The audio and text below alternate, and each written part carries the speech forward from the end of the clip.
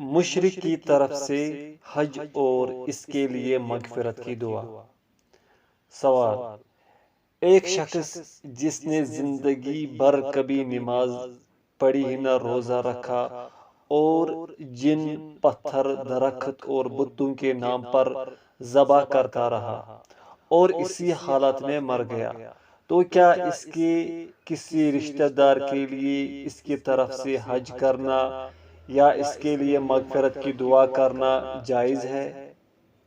جواب: جو شخص سوال میں مذکور حالت کے مطابق مرا ہو اسے شرک اکبر کا مرتکب سمجھا جائے گا، اور ایسے شخص کی طرف سے حج کرنا یا اس کے لیے بخشش کی دعا کرنا جائز نہیں ہے۔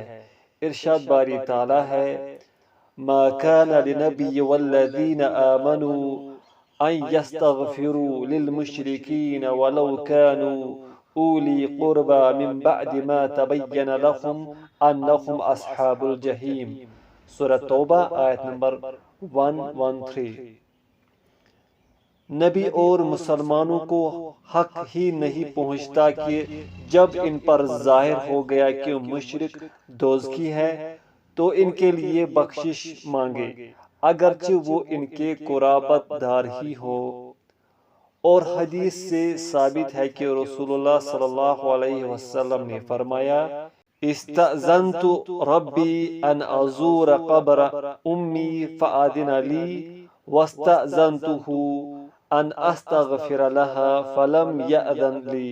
صحیح مسلم کتاب الجنائز۔